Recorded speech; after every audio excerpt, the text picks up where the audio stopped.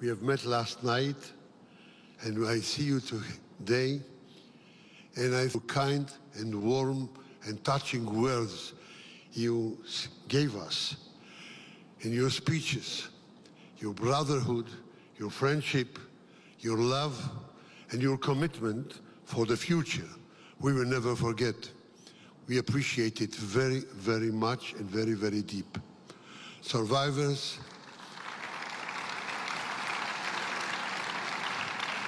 brothers and sisters, survivors, people of Israel, leaders, Morai v'Rabotai, ladies and gentlemen.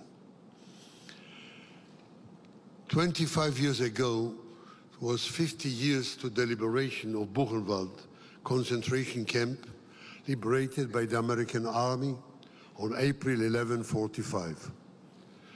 I was invited to give a speech for the survivors who survived the camp and survived 50 years later. I came with my brother, late brother Naftali, my hero who saved my life. We came from Israel to Germany. Weimar is the city. Buchenwald is a suburb of Weimar. And I started my words with this comment. This is my second visit to Buchenwald. The third one was 50.5 years earlier. And what is the change? When I came here for the first time, I was a child of 7.5 years. No father anymore, no mother anymore, but a brother. I came here, I had no name.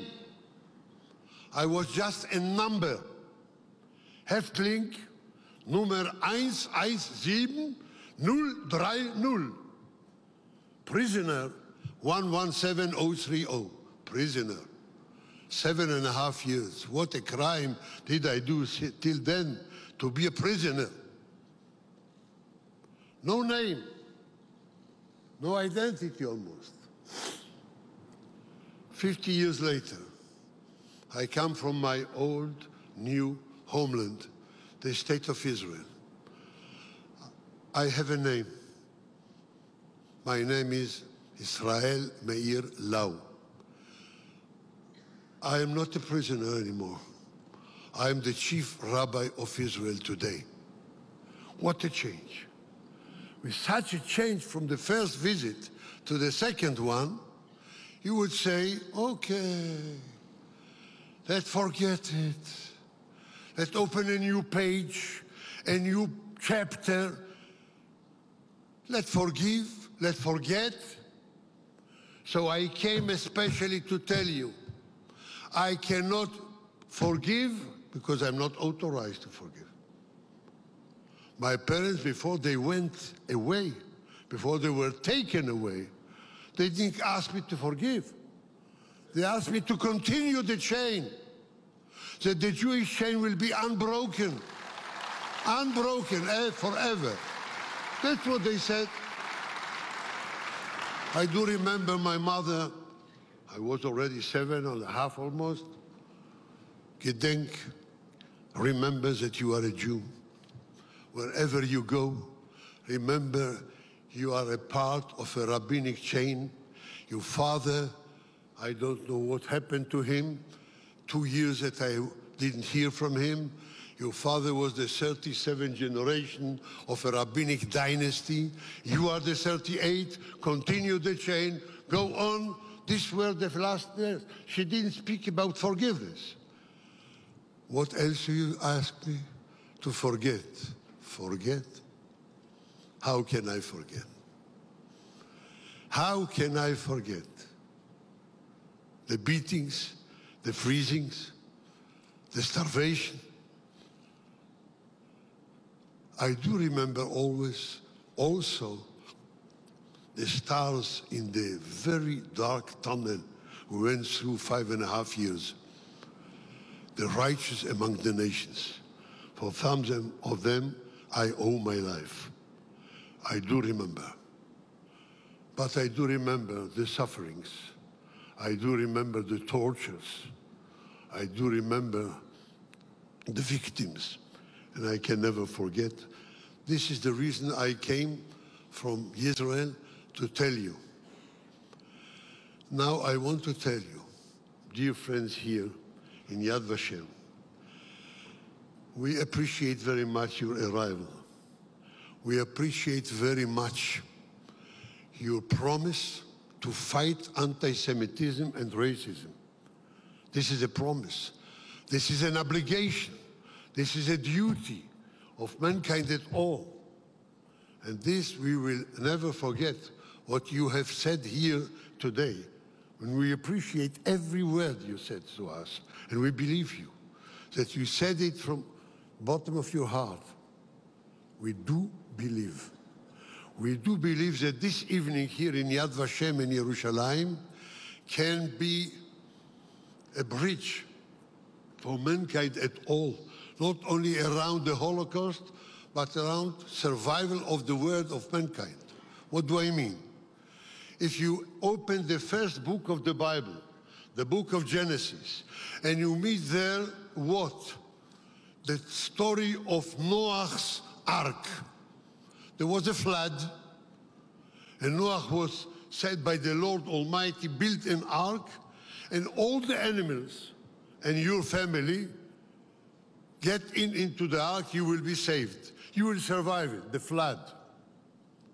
150 days they were in the ark. Who was there? Snakes,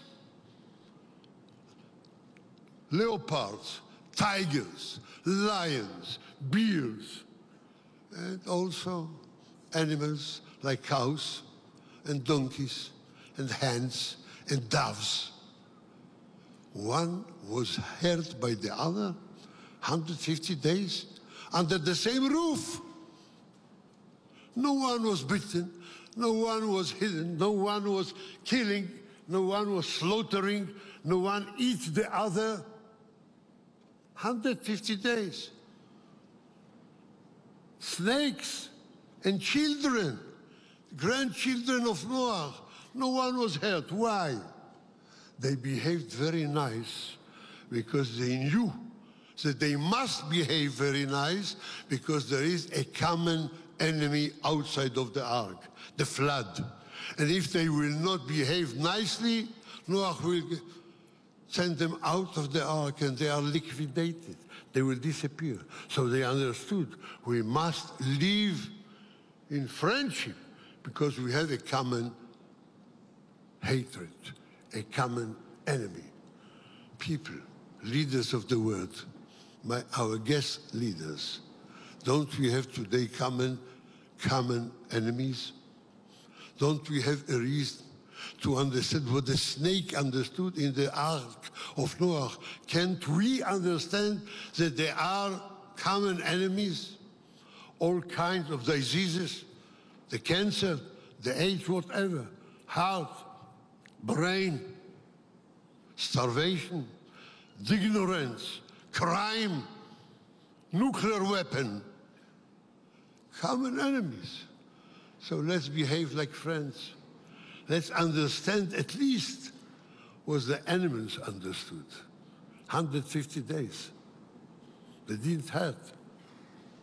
Let's understand, and this can come here.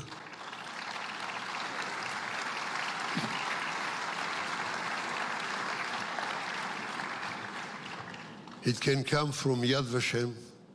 It can come from Yerushalayim, as the prophet Isaiah and the prophet Micah said the same words, Ki mitzion teitzeh Torah udvar Hashem mirushalayim.